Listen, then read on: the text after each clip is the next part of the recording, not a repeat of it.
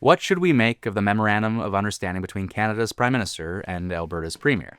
Well, it certainly caused wildly different reactions across the spectrum. Danielle Smith was booed by her base at mere mention of the MOU. I hope people today feel a lot more confident than Canada Works than they did a couple of days ago.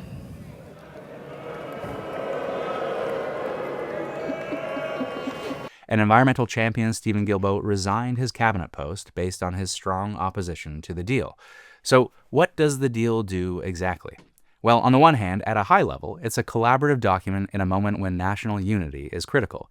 It's an attempt by the feds to buy political peace with Alberta, to address a sense of Western alienation, to diversify our conventional energy exports from the U.S., and yes, to secure a less confrontational path to some climate action. But less action than one might have expected if we're being honest with ourselves. I mean, we gave up a lot, too much probably, for any short-term peace. It represents climate backsliding and a distraction from the ambition we need. Now, in fairness, let's start at the start.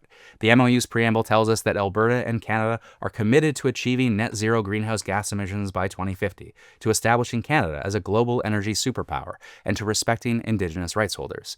It then sets out a series of mostly laudable objectives, from cutting red tape to providing economic opportunities for Indigenous communities. The main and obvious tension is the goal to increase production of Alberta oil and gas while simultaneously reaching carbon neutrality. Is it even possible? Well, in theory, maybe.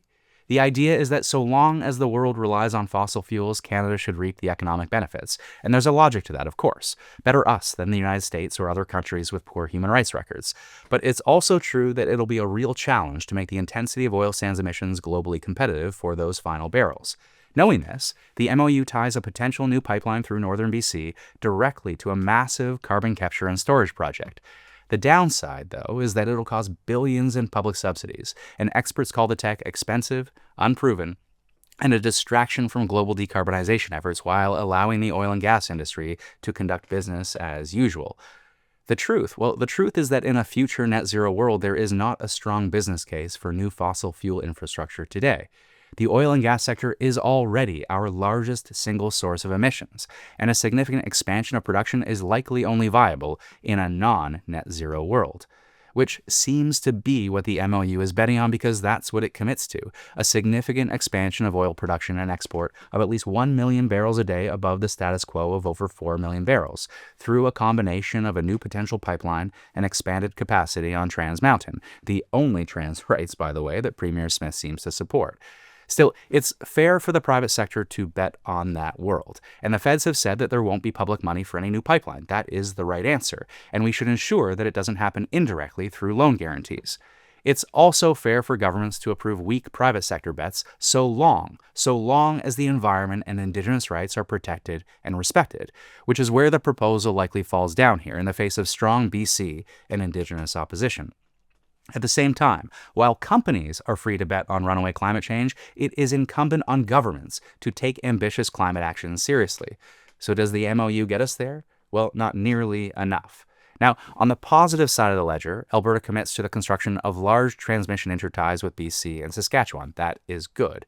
Alberta also commits to an industrial carbon price of $130 per ton and methane rules in exchange for Canada doing away with the oil and gas emissions cap and giving Alberta a carve-out from national clean electricity regulations. The industrial carbon price of $130, though, is well below the $170 federal benchmark. And the methane regs? Well, they've been ready to implement for a year now with a view to slashing 75% of emissions by 2030. That timeline's now pushed back to 2035. The Canadian Climate Institute warned that the MOU could trigger a race to the bottom on climate policy, and the Pembina Institute called it a missed opportunity, opening the door to delayed climate action and investor uncertainty. It is hard to understand where on the path to net zero all of this leaves us.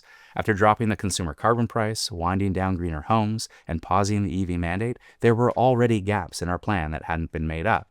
And now there are additional gaps to fill. So what's the plan? We can't manage what we don't measure. And yes, I understand that the instinct for someone who had a front row seat to Brexit is to work together, to get buy-in from provinces, to establish a grand bargain, as it were. Of course it is.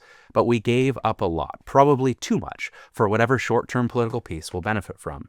After all, the last grand bargain was the $35 billion Trans Mountain Pipeline in exchange for Alberta's commitment to carbon pricing and climate action, in part to address Western alienation.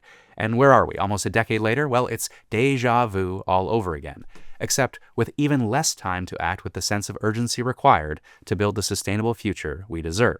The energy transition will happen with or without us, and we cannot afford any distractions. We need a clear-eyed, ambitious plan for net zero to become a clean energy superpower, and frankly, because the carbon budget won't balance itself. As a wise former central banker once wrote, value in the market is increasingly determining the values of society. We are living in Oscar Wilde's aphorism, knowing the price of everything but the value of nothing, at incalculable cost to our society, to future generations, and to our planet. Or take this from our platform in the spring. As we build the strongest economy in the G7, we cannot lose sight of the impact our choices will have on our children and grandchildren. We must always be mindful of long-term sustainability and the kind of economy and environment we want for them. Words and promises we would do well to heed.